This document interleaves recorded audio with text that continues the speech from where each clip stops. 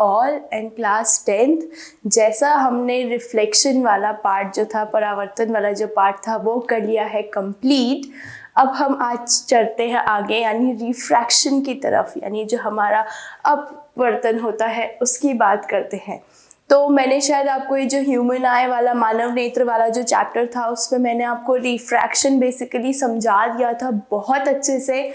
यहाँ समझाने की ज़रूरत है क्या? आप मुझे कमेंट करके तो जल्दी से बता दो। स्टिल बस छोटी सी एक डिटेल में रिफ्रैक्शन की बात करते हैं, यानी जो हमारा परावर्तन है उसकी बहुत छोटी सी डिटेल में हम बात करते हैं कि वो होता क्या है बेसिकली। मैंने आपको पहले जो एग्जाम्पल दिया था वो ये था कि अगर हम एक ग्लास स्लैब लेते हैं, यानी एक स्लैब लेते हैं ग्लास का, ऐसे स्लैब जैसा रेक्टेंगुलर स्लैब जो होता है कांच का, तो इसमें क्या होता है रिफ्रैक्शन में बेसिकली जो अपवर्तन होता है, इसमें होते हैं दो मीडियम्स। क्या होते हैं मेरे प्यारे बच्चों? दो मीडियम्स होते हैं। तो एक मीडियम तो यहाँ क्या हो गया, एक मीडियम हो गई ये एयर, यानी जो हमारी हवा है ये। दूसरा मीडियम क्या है? दूसरा मीडियम ये क्या है? ग्लास है ना, यानी कांच। तो दूसरा मीडियम क्या हो गया? हमारा कांच हो गया। तो अब क्या था रिफ्लेक्शन में हमने क्या पढ़ा था? जो हमारी किरण आती है, यानी जो हमारी लाइट रे आती है, वो आके बाउंस बैक हो जाती है, मतलब उसी डायरेक्शन में वो वापस रिफ्लेक्ट हो जाती है। रिफ्रैक्शन में क्या होता है, जब यहाँ से रे आई, राइट, ये रे आ रही है, इसको अब ऐसे जाना चाहिए, राइट, लेकिन ये जाती कैसे है? ये ऐसे जाती है। होप ये समझ में आ रहा है। अब ये वाला जो चीज है कि ये रे ऐसे क्यों गई, ये रे ऐसे टिल्ट क्यों हुई, तो इसके पीछे का कारण है कि क्या हो गया बच्चों? रिफ्रैक्शन हो गया। रिफ्रैक्शन क्यों हुआ? क्योंकि यहाँ मीडियम का चेंज हुआ है। क्या चेंज हुआ है? मीडियम। यहाँ पे दो मीडियम थे, एक तो था एयर और दूसरा था हमारा कांच, यानी जो हमारा ग्लास था। तो ऐसा इसलिए हुआ कि जैसे ही लाइट ने सडनली एयर से हमारे दूसरे मीडियम में एंटर किया, यहाँ पे आप ऐसे बोलो डेंस मीडियम और रेयरर मीडियम्स जो थे, जैसे ही लाइट एंटर हुई तो क्या हो गई? वो रिफ्रैक्ट हो गई, यानी ऑब्लिकली वो क्या हो गई? टिल्ट हो गई। ऐसे जाना था उसको, लेकिन वो कैसे गई? ऐसे गई, राइट, यानी ये ऑब्लिकली टिल्ट हुई है, आप इसको ये कह सकते हो। ये है बेसिकली सीधा साधा सा हमारा रिफ्रैक्शन का कॉन्सेप्ट। अब चलिए नॉर्मल हमारी जो डेली लाइफ में बात करते हैं, हम कैसे देखते हैं। आपने एक आज ही आप ये एक्सपेरिमेंट करके देखना, एक कांच का ग्लास लेना जिसमें आप भरना पानी, राइट, उस कांच के ग्लास में जो अपनी पेंसिल है उसको करना डिप। जब आप वो पेंसिल जो है वो पानी में जाएगी तो आप तब ये चीज नोटिस करोगे कि जैसे ये ग्लास था और इसमें था वाटर, तो जैसे ही आपने पेंसिल इंसर्ट की, ये ऐसे इंसर्ट नहीं हो करके थोड़ी सी हो गई टिल्ट।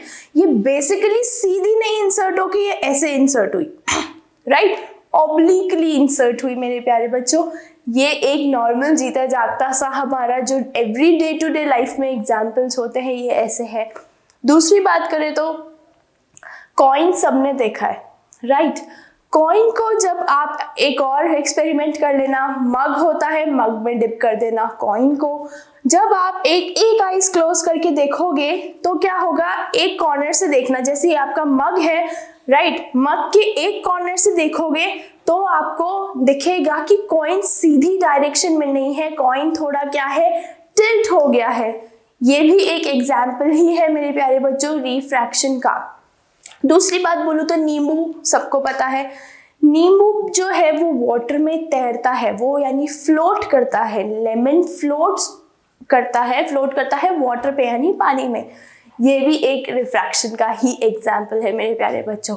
होप यहाँ तक की कहानी सबको क्लियर हो गई होगी। रिफ्रैक्शन जो है यानी अपवर्तन, ये क्या होता है, बस इतना सा आप याद रखना कि जो अपवर्तन है उसमें होते हैं दो मीडियम्स जो हैं, उससे जब लाइट पास होती है इसलिए क्या हो जाती है? वो बेंड हो जाती है। कहाँ बेंड होती है? वो टुवर्ड्स द नॉर्मल बेंड होती है।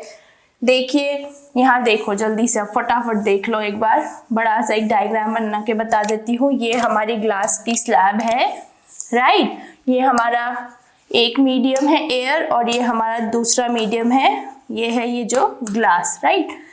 रे आई और ये ऐसे बेंड हो गई। तो ये कहाँ बेंड हुई है मेरे प्यारे बच्चों? टूवर्ड्स द नॉर्मल ये बेंड हो गई, राइट? टूवर्ड्स द क्या हो गई है? Normal bend.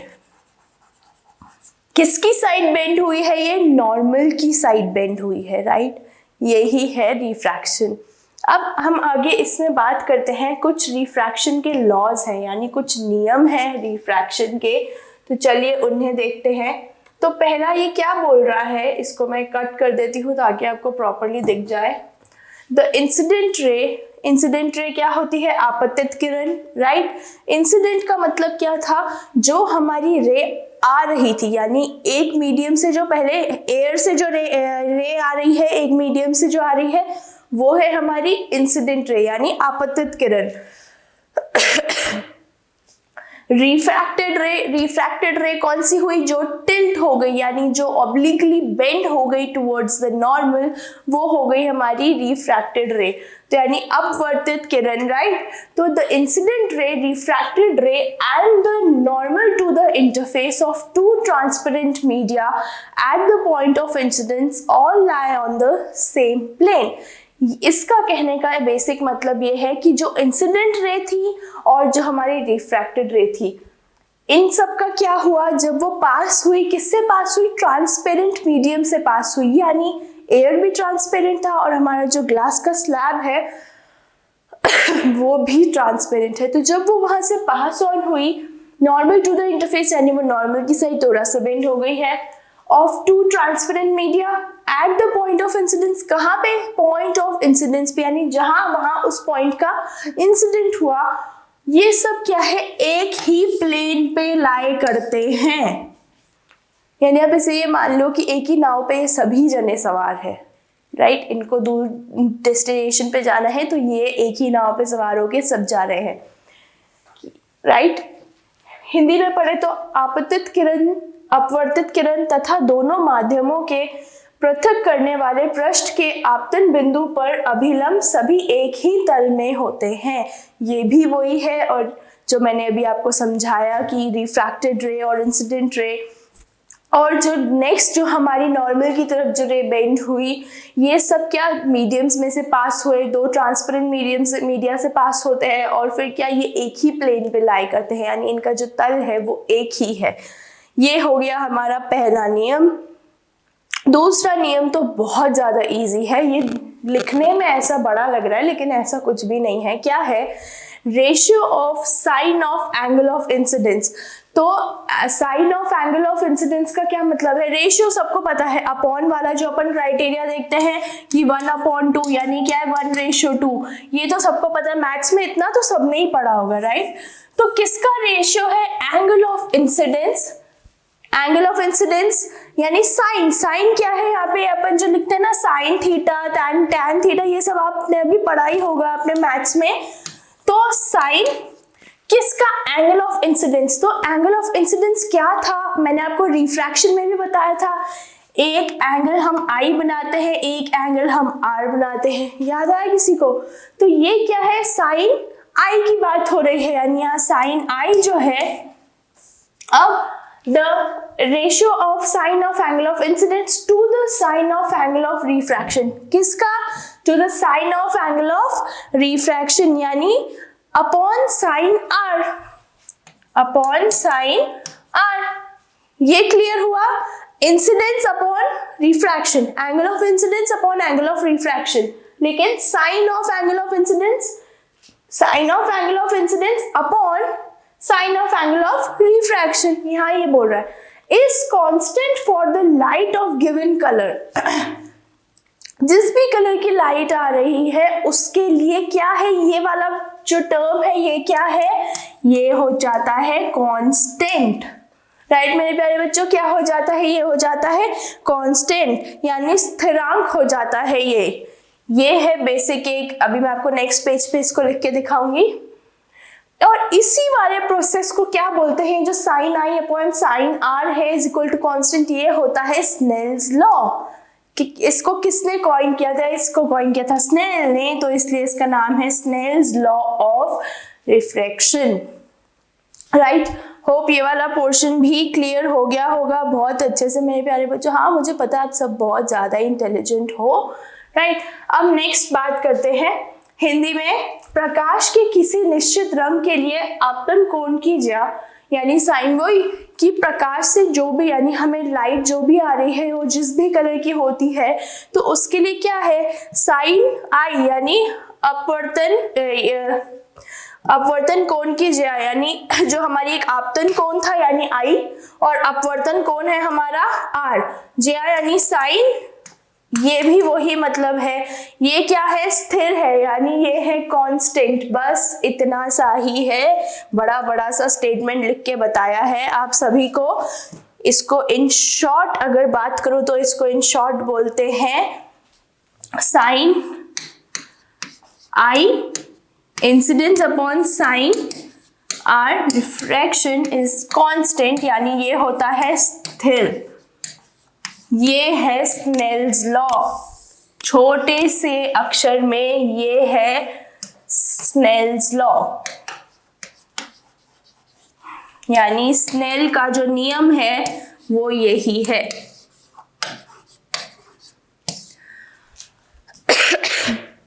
हो गया ये वाला पोर्शन क्लियर, बस इसमें इतना सा ही है। पहला नियम क्या था कि सॉरी, जो इंसिडेंट रे थी, जो रिफ्रैक्टेड रे थी और जो नॉर्मल पे जो रे बन रही थी इन बोथ द मीडियम्स, वो क्या थी, एक ही प्लेन पे लाई हो रही थी। दूसरा लॉ क्या है, ये इंसिडेंट अपॉन रिफ्रैक्शन। लेकिन यहाँ साइन लगाना भूलना मत, तो sine of angle of incidence upon sine of angle of refraction is equal to constant मेरे प्यारे बच्चों। बस ये इतना सा ही है। ये सब आप मुझे जल्दी से बताओ याद रखने वाले हैं ना सब, क्योंकि आगे आने वाली है आपकी कुछ एमसीक्यू सीरीज। मैं आपके साथ जल्दी एमसीक्यूज लेके आऊंगी, उसमें मैं ये सारे क्वेश्चंस पूछूंगी जो मैं आपसे यहाँ पर आपको बता रही हूँ, और तब जो अच्छे से आंसर देगा उनमें से तब हम विनर्स चूज करेंगे और उन विनर्स को बिल्कुल मिलेंगे कुछ कुछ इंटरेस्टिंग से सरप्राइजेस। तो वो अब आप देख लो कि आपको कैसे करना है। नेक्स्ट बात करते हैं हम रिफ्रैक्टिव इंडेक्स की। रिफ्रैक्टिव इंडेक्स को बोला जाता है अपवर्तनांक, राइट। तो अब बेसिकली रिफ्रैक्टिव इंडेक्स में क्या होता है, यही जैसा मैंने आपको बताया था, एक जब ग्लास स्लैब में कोई भी रे ऑब्लिकली ट्रैवल करती है, राइट।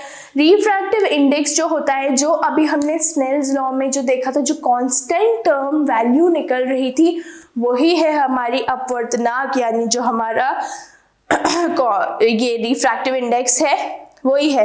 लेकिन किसमें, of the second medium with respect to first. इसमें क्या है, सेकेंड मीडियम पहले, सेकेंड मीडियम जो है विद रिस्पेक्ट टू वन यानी फर्स्ट मीडियम, सेकेंड मीडियम के रिस्पेक्ट में फर्स्ट, राइट। ये वाला पोर्शन भी याद रखना। इसमें भी आपको रिफ्रैक्टिव इंडेक्स में ज्यादा कुछ पढ़ने की जरूरत नहीं है। इसमें एक दो फॉर्मूले हैं जो करने हैं आपको याद मेरे प्यारे बच्चों। तो हम फॉर्मूले देखने से पहले ये देखते हैं कि रिफ्रैक्टिव इंडेक्स का जो ये फॉर्मूला है वो कैसे आया। अब आपको सबको पता है जो लाइट होती है वो जब वैक्यूम में ट्रैवल करती है तो उसकी वैल्यू क्या होती है, वैक्यूम में जब भी लाइट ट्रैवल करती है तो उसकी वैल्यू होती है 3 × 10⁸ मीटर पर सेकेंड, राइट। ये होती है वैल्यू प्रकाश की। जब वो निर्वात में ट्रैवल करती है, बहुत फास्टेस्ट वे में ट्रैवल करती है, तो उसकी क्या होती है वैल्यू, 10⁸ मीटर पर सेकेंड। ये भी एक इम्पॉर्टेंट पॉइंट है जो आप सभी को याद रखना है। अब इसमें पहले क्या बोल रहा है, हमारा मीडियम वन, जो अभी हमने वो ग्लास वाला एक्सपेरिमेंट किया था, मतलब वो अभी मैंने आपको जो बताया ग्लास स्लैब, कांच का जो स्लैब सा था, इसमें मीडियम वन कौन सा हो गया हमारा, पहले ऊपर क्या था, एयर था, तो मीडियम वन हो गया हमारा एयर। और मीडियम टू क्या हो गया हमारा, कांच, यानी जो हमारा ग्लास है वो हो गया है मीडियम टू, राइट। ये भी क्लियर है। तो अब हमें फॉर्मूला कैसे बनाना है, वो ये है कि v1 जो है वो हमने क्या मान लिया, speed of light in medium one. Light की जो स्पीड है, लाइट की जो स्पीड है किसमें, मीडियम वन में।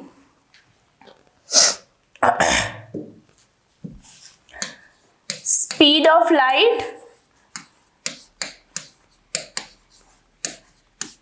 इन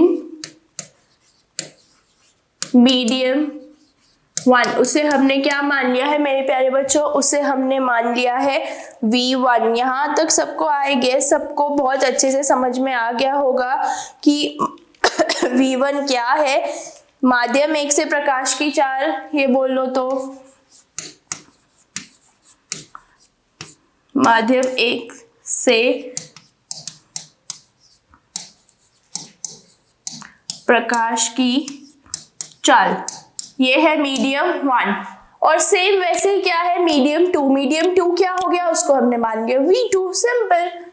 तो speed of light in medium 2, उसे हमने मान लिया V2, यानी माध्यम 2 से प्रकाश की चाल, राइट। ये वाला पॉइंट भी क्लियर हो गया।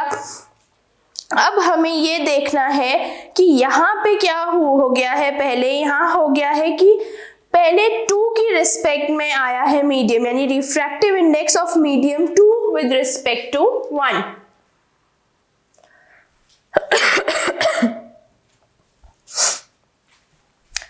रिफ्रैक्टिव इंडेक्स जो था, राइट, रिफ्रैक्टिव इंडेक्स जो है हमारा ऑफ मीडियम 2, कौन से मीडियम का आया पहले, मीडियम 2 का आया विद रेस्पेक्ट टू 1। तो यहाँ क्या हो गया, रिफ्रैक्टिव इंडेक्स जो है वो आया है मीडियम 2 का विद रिस्पेक्ट टू मीडियम 1। तो इसमें फॉर्मूला क्या बनेगा, इसको ऐसे लेते हैं n21। 21 का मतलब हो गया मेरे प्यारे बच्चों 2 विद रिस्पेक्ट टू 1। इतना क्लियर है। अब क्या होगा, फॉर्मूला कैसे बनेगा, तो यानी speed of light in medium 1, speed of light किस में, मीडियम 1 में, अपॉन स्पीड ऑफ लाइट किस में, मीडियम 2 में।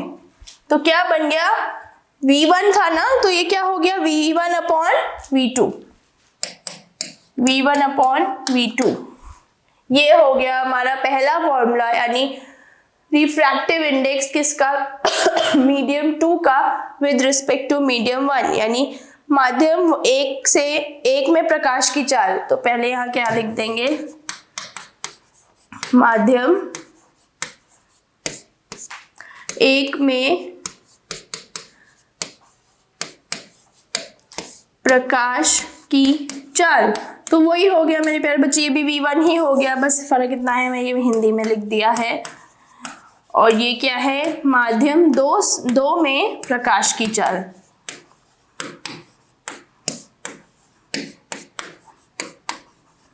तो क्या हो गया, ये V1 अपॉन V2।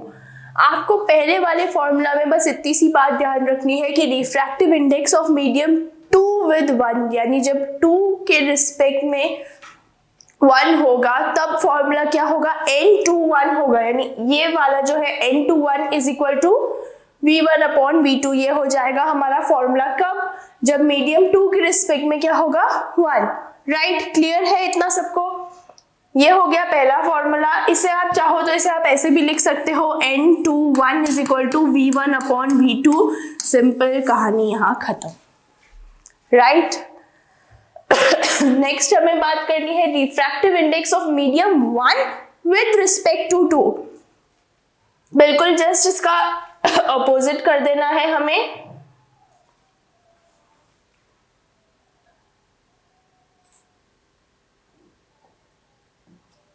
देखिए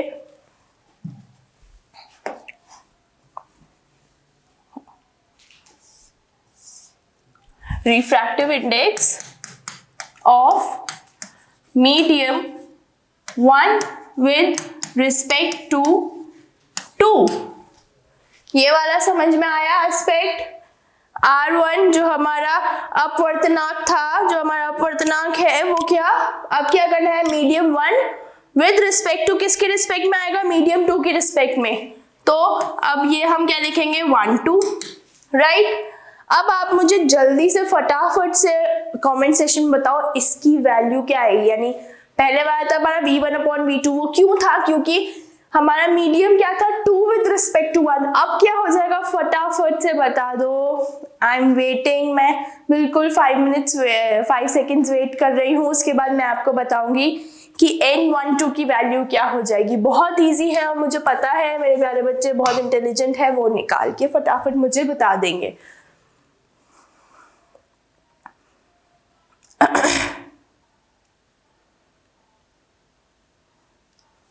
चलिए मैं बताती हूँ, ये हो जाएगा speed of light in medium 2 upon speed of light in medium 1, यही हो जाएगा। तो ये क्या हो जाएगा सॉरी, ये यही हो जाएगा मेरे प्यारे बच्चों v2 अपॉन v1, राइट। यही है ना कि जो हमारा माध्यम 2 है, पहले तो अब यही आएगा कि माध्यम 2 में जो प्रकाश जो ट्रैवल हो रहा है, मतलब जो जा रहा है, तो स्पीड ऑफ लाइट जो सेकंड वाले मीडियम में है, जो दूसरे माध्यम में जो है speed of light upon speed of light in medium 1। तो हम इसको कैसे लिख सकते हैं, v2 अपॉन v1। सिंपल हो गए हैं यहाँ हमारे 2 फॉर्मूले रेडी। एक तो था रिकॉल करते हैं, चलो फटाफट। एक तो था n21 और एक है n12। तो बताओ n21 में क्या था हमारा, n21 में था हमारा v1 अपॉन v2 और n12 में क्या था v2 अपॉन v1। ये है हमारे यहाँ के 2 फॉर्मूले। हो गए सबको ये याद। तो हम आगे बढ़े फिर। इसके बाद हमें क्या करना है, इसके बाद हमें आगे जो अब एयर और जो वैक्यूम में जो ट्रैवल हो रही है, जो स्पीड ऑफ लाइट है एयर में और एक स्पीड ऑफ लाइट है दूसरे मीडियम में, हमें उसके बारे में देखना है। तो वायु में प्रकाश की चाल और माध्यम में प्रकाश की चाल। अब क्या हो जाएगा, वायु में प्रकाश की चाल अपॉन माध्यम में प्रकाश की चाल। तो अब जो एयर में जो स्पीड जो है लाइट वो ट्रैवल करेगी, उसे तो हम क्या बोलेंगे मेरे प्यारे बच्चों, उसे हम बोलेंगे c, राइट। तो speed of light in air क्या हो गया, ये हो गया c। और speed of light in medium क्या हो गया, वो हो गया हमारा जो v था वही। तो ये क्या बन गया है, nm is equal to c upon v। Clear है मेरे प्यारे बच्चों ये वाला पॉइंट भी कि speed of light in air, ये क्या थी, ये है हमारी speed of light in air. Speed of light in air क्या है c, और speed of light in medium क्या है, वही जो हमारी पहले थी v, राइट। तो ये क्या बन गया, nm is equal to c upon v। हो गए, ये है ये 3 इक्वेशंस, बिल्कुल इनको भी आपको अच्छे से याद रखना है। पहला n12 n21 यानी मीडियम 1 की रिस्पेक्ट में 2 और मीडियम 2 की रिस्पेक्ट में 1, माध्यम 2 की रिस्पेक्ट में 1। ये वाला प्रोसेस आपको याद रखना है। और दूसरा क्या है कि जो वायु में जो प्रकाश की चाल है यानी एयर में, क्योंकि हमारे यहाँ पे 2 मीडियम थे, एक तो एयर था और एक ग्लास था, राइट। तो जो एयर वाला है उसमें स्पीड ऑफ लाइट जो है उसका वैल्यू हमने क्या लिया है c, उसे हम किससे डिनोट कर रहे हैं, c से। और दूसरा क्या है, जो हमारे मीडियम में है यानी माध्यम में जो प्रकाश की चाल है उसे हम किससे डिनोट कर रहे हैं, v से। तो यहाँ nm क्या हो गया, ये हो गया c अपॉन v मेरे प्यारे बच्चों। बस आपको इतनी सी ही चीज याद रखनी है। अब एयर जो होती है वायु, उसका अब रिफ्रैक्टिव इंडेक्स क्या होता है? उसका रिफ्रैक्टिव इंडेक्स होता है एयर का अपवर्तनांक होता है 1.003। बस ये ऐसा 1.003 ये होता है 1.003। ये बस कुछ कुछ के ही आपको याद रखने हैं। अब आज का आपका टास्क है, आप मुझे अपवर्तनांक जो है यानी, चलो लिख देती हूँ मैं आपके लिए टास्क भी, अगर आपको ऐसे नहीं आएगा समझ में। टास्क मुझे पता है टास्क का सब बहुत अच्छे से रिप्लाई कर देते हैं फटाफट। तो टास्क आपका है कि आप मुझे बताने वाले हो रिफ्रैक्टिव इंडेक्स ऑफ वाटर। जो हमारा जल होता है, जो हमारा पानी होता है, उसका अपवर्तनांक आप मुझे बताने वाले हो फटाफट कमेंट सेशन में। अब नेक्स्ट क्लास में हम अपने रे डायग्राम्स पढ़ेंगे रिफ्रैक्शन को लेके। तो टिल देन बाय बाय। इसका जल्दी से मुझे बता दो फटाफट अपने कमेंट सेशन में आंसर्स। Bye bye.